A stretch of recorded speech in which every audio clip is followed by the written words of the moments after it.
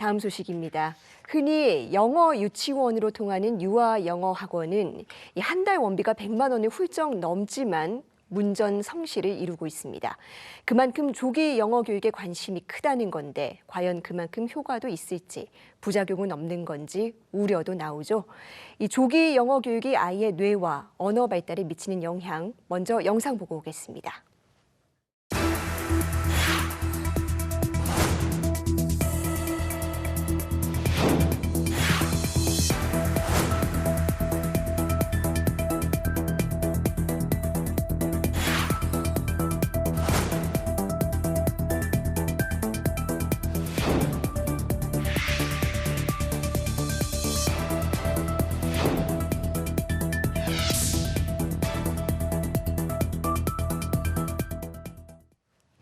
네, 25년 동안 이중언어 아동의 언어와 인지 발달을 연구해온 권위자입니다. 이화여대 임동선 언어병리학과 교수와 자세한 이야기 나눠보겠습니다. 교수님 어서 오세요. 안녕하세요. 예, 사실 이 조기 영어 교육 놓고는 의견이 분분한 것 같습니다. 네. 어릴수록 좋다라는 얘기도 있고 네. 우리말도 배우기 전에 영어를 배워버리면 또 혼란이 온다라는 주장도 있는데 어떻게 보십니까? 우선 어린 연령에 영어에 노출이 되는 것이 무조건적으로 나쁜 거는 아닙니다. 어린 영유아의 뇌 발달을 생각해 보면 사실 다양한 경로로 여러 가지 다양한 경험을 통해서 뇌의 시냅스가 생겨나게 됩니다. 그리고 청소년기에 이르면 이 뇌는 다시 재조직화가 되게 됩니다. 그래서 재조직화가 되기 이전에 이러한 새로운 경험을 하는 거는 사실 영어뿐만이 아니라 다양한 음악이나 미술 활동도 좋고 그래서 사실 무조건적으로 나쁘다고 볼 수는 없습니다.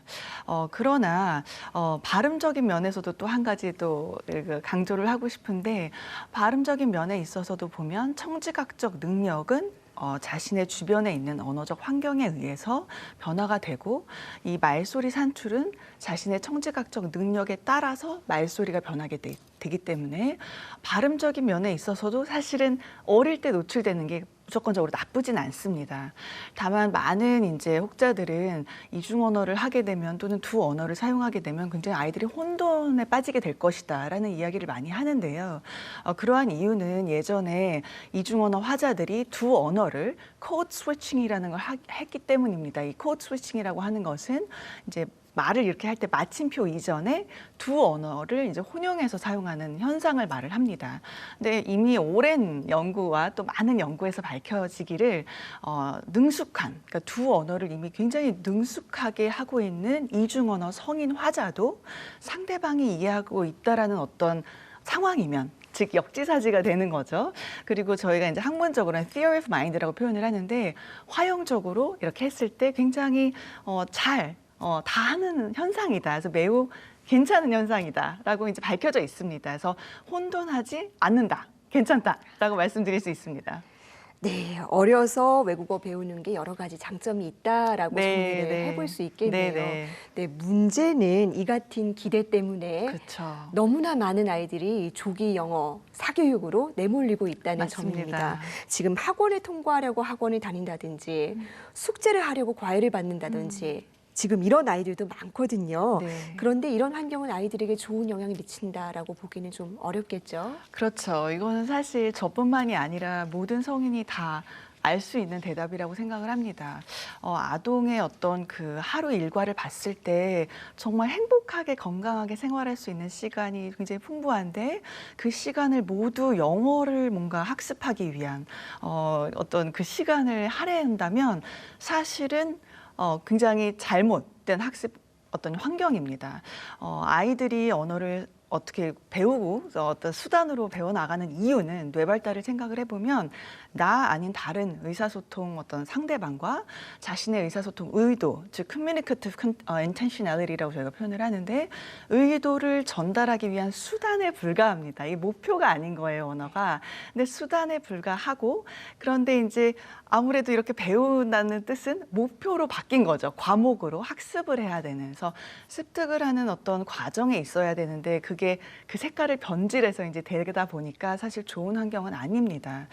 이러한 연구를 사실은 굉장히 많이 다양하게 했는데 상대방과 같이 연구를 이제 의사소통했을 때 두 번째 언어를 배우는 환경과 그렇지 않고 그거를 그냥 비디오로 촬영하거나 오디오로 이제 녹음을 해서 수동적으로 배우는 형태를 바꿨을 때 보면 아동이 수동적인 형태로 띄고 그냥 비디오를 보거나 뭐 오디오로 이렇게 듣게 되면 그 기능을, 언어의 기능을 잃어버린 상태로 학습을 하였기 때문에 두 번째 언어를 배우지 못한다라는 연구 결과가 나왔습니다.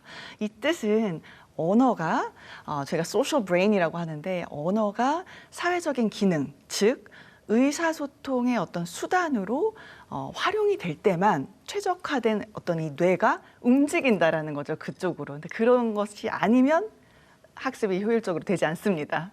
네, 그렇군요. 네.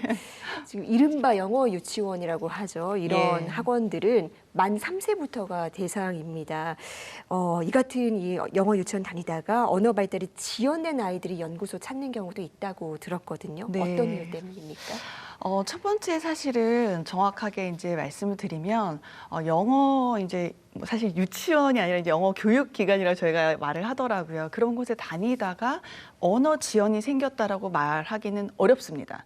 왜냐하면 언어 지연의 원인은 어떤 그런 환경적인 요인도 있을 수 있지만 환경적인 요인이라기보다는 사실 저희가 이제 연구를 하는 연구자다 보니까 뇌에서 굉장히 많은 다양한 그 기저가 있습니다. 뭐 집행 기능의 기저도 있고 다양한 것이 있는데 그러한 기저가 뭔가 효율적으로 발현이 되지 않을 때 언어 지연이 생깁니다.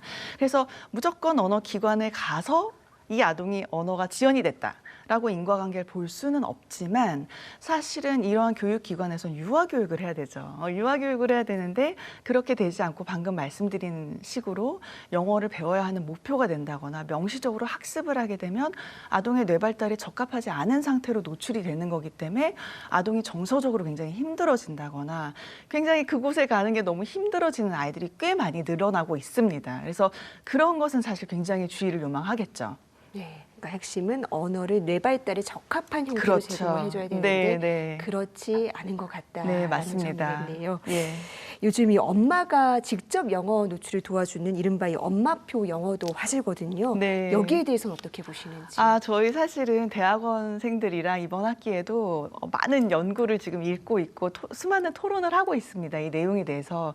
엄마표 영어는 사실 조작적 정의가 좀 필요합니다. 그 대상이 어떠한 연령에 있는지, 그리고 엄마표 영어도 굉장히 광범위합니다. 그래서 이게 뭐 단순히 이렇게 한두 개 하는 건지 아니면 정말 하루를 다 이렇게 하는 건지에 따라서 굉장히 다른데 가장 중요한 핵심은 엄마표 영어가 방금 말씀드렸듯이 수단이 아닌 목표로 변질되는 순간 그 학습은 이제 효과적이지 못하다고 볼 수 있습니다.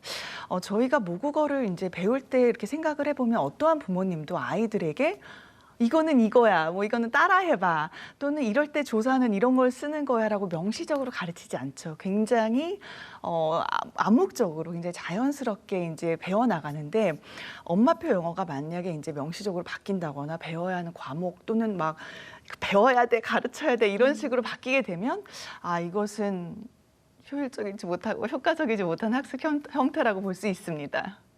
네, 꼭 기억을 해둬야 네. 될 지점인 것 같습니다.